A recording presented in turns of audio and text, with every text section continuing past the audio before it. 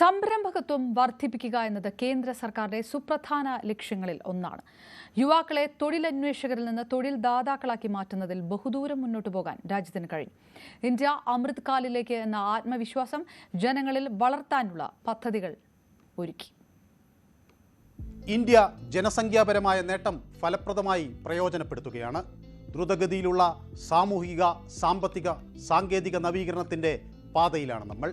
പുരോഗതിയുടെ ഒരു യുഗത്തിലേക്കാണ് നമ്മൾ നീങ്ങുന്നത്. കഴിഞ്ഞ 11 വർഷങ്ങളായി സർക്കാർ യുവാക്കളെ അവരുടെ ലക്ഷ്യത്തിലെത്താനുള്ള ശ്രമങ്ങളിൽ പൂർണ്ണമായും പിന്തുണയ്ക്കുന്നു.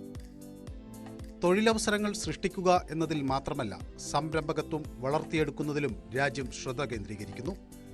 യുവാക്കളെ തൊഴിലന്വേഷകരിൽ നിന്ന് തൊഴിൽ ദാതാക്കളാക്കി മാറ്റുന്നു.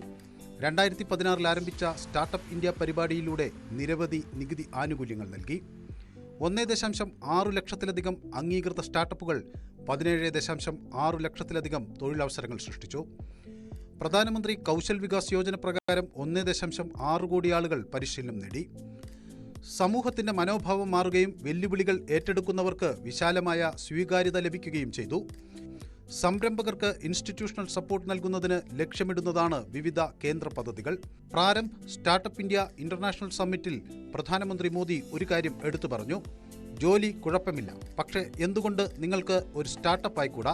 സ്റ്റാർട്ടപ്പുകളിൽ ഏർപ്പെടുന്ന യുവാക്കളെ കാണുമ്പോൾ ആളുകളുടെ ആദ്യ പ്രതികരണം ഇതാണ്: കൊള്ളാം, ഇത് നിങ്ങളുടെ സ്റ്റാർട്ടപ്പാണ്.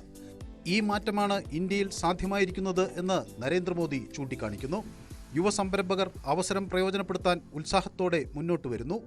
മുദ്രയുടെ കീഴിൽ അനുവദിച്ച 52 കോടി വായ്പകളിൽ പകുതിയിലധികം SC/ST OBC വിഭാഗങ്ങൾക്കാണ് ലഭിച്ചത്. വ്യക്തികളുടെ മാത്രമല്ല, പരമ്പരാഗതമായി അവഗണിക്കപ്പെട്ട സമൂഹങ്ങളുടെയും ശാക്തീകരണത്തിനുള്ള ഒരു മാർഗം കൂടിയായി ഇത് മാറി. യുവജനങ്ങളുടെ ഊർജ്ജത്തെ രാജ്യത്തിന്റെ ഊർജ്ജമാക്കി മാറ്റാൻ ഞാൻ പ്രതിജ്ഞാബദ്ധനാണ് എന്ന പ്രധാനമന്ത്രിയുടെ ഉറപ്പ് രാജ്യത്തിന് പുതിയ ഉത്സാഹമാണ് നൽകുന്നത്. സംരംഭകർ ഇപ്പോൾ ഉയർന്ന സമ്മർദ്ദങ്ങളെ അഭിമുഖീകരിക്കാൻ സജ്ജരായി കഴിഞ്ഞു. ലക്ഷ്യം കൈവരിക്കാനുള്ള ദീർഘദർശനമുണ്ട്. ഹ്രസ്വകാല പ്രശ്നങ്ങളിലോ തിരിച്ചടികളിലോ തളരുന്നില്ല. വെല്ലുവിളികളെ ഫലപ്രദമായി നേരിടുന്നു. News desk, News 18.